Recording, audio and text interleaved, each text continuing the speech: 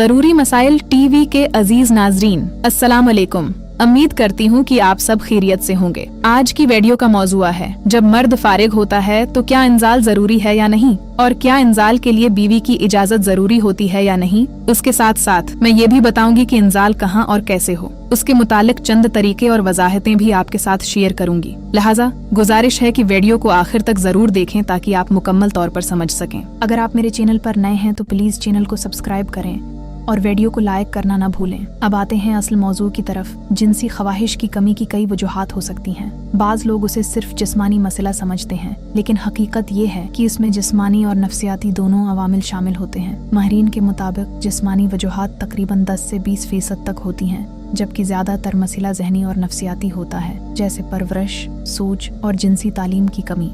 इस्लाम में शादी के बाद मियाँ बीवी का ताल्लुक न सिर्फ जायज़ है बल्कि उसे नेकी और सिदका भी करार दिया गया है। लेकिन अफसोस के साथ कहना पड़ता है कि गलत फहमियों और माशरती दबाव की वजह से बहुत से लोग उसे गलत समझने लगते हैं। जब जिनसी ताल्लुक में खौफ शामिल हो जाए तो ये खुद ही ख्वाहिश को कम कर देता है। इसी तरह जहनी तनाव, थकावट, चाहे वो दफ्तरी हो या घरेलू जिम्मेदारियां, ये सब अवामिल भी ख्वाहिश को कम करते हैं। अक्सर देखा गया है कि छुट्टियों के दौरान ये ख्वाहिश दोबारा बढ़ जाती है। एक और अहम वजह बोरियत भी है। कुछ ख्वातीन ने बताया कि शादी के इब्तिदाई दिनों में उनकी ख्वाहिश बहुत ज्यादा थी, लेकिन 1 या 2 साल बाद उसमें कमी आ गई, क्योंकि एक ही चीज बार बार होने से वो मामूल बन जाती है। बिल्कुल ऐसे जैसे रोज एक ही पसंदीदा खाना भी एक वक्त के बाद बोर लगने लगता है। बाज औकात जज्बाती सदमे भी असरअंदाज होते हैं। मसलन अगर शोहर किसी दूसरी औरत से ताल्लुक कायम कर ले तो बीवी को जब उसका इल्म होता है तो उसकी दिलचस्पी कम हो जाती है। उसी तरह बच्चे की पैदाइश या किसी करीबी अजीज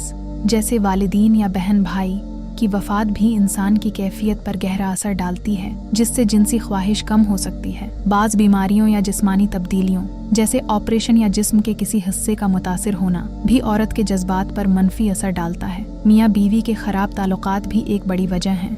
अगर रिश्ते में मोहब्बत, एहतराम और समझ ना हो तो ये बराह रास्त जिनसी जिंदगी को मुतासिर करता है। एक अहम वजह इत्मीनान की कमी भी है। अगर औरत या मर्द जिनसी तौर पर मुतमईन न हो तो आहिस्ता आहिस्ता उनकी ख्वाहिश कम होने लगती है। अक्सर ऐसा इसलिए होता है कि दोनों को सही तरीके मालूम नहीं होते, जिसकी वजह से न मर्द बीवी को मुतमईन कर पाता है और न बीवी खुद को। अगर ये सूरत हाल लंबे अरसे तक जारी रहे तो औरत जहनी दबाव और उलझन का शिकार हो जाती है और फिर वो खुद को बचाने के लिए अपनी ख्वाहिश को कम कर देती है। इसी तरह हमल का खौफ भी एक बड़ी वजह है। कुछ ख्वातीन ज्यादा बच्चे नहीं चाहते या पहले बच्चे की पैदाइश में उन्हें मुश्किलात का सामना करना पड़ा होता है। ऐसी सूरत में वो लाशूरी तौर पर हमबस्तरी से ग्रीज करने लगती हैं। माजी के बड़े तजर्बात, लड़ाई झगड़े, नागवार रवैया या दायमी बीमारियां भी जहन पर असर डालती हैं, जिससे दिलचस्पी कम हो जाती है। कभी कभार ऐसा भी होता है कि बीवी शोहर को शर्मिंदगी से बचाने के लिए खुद पीछे हट जाती है।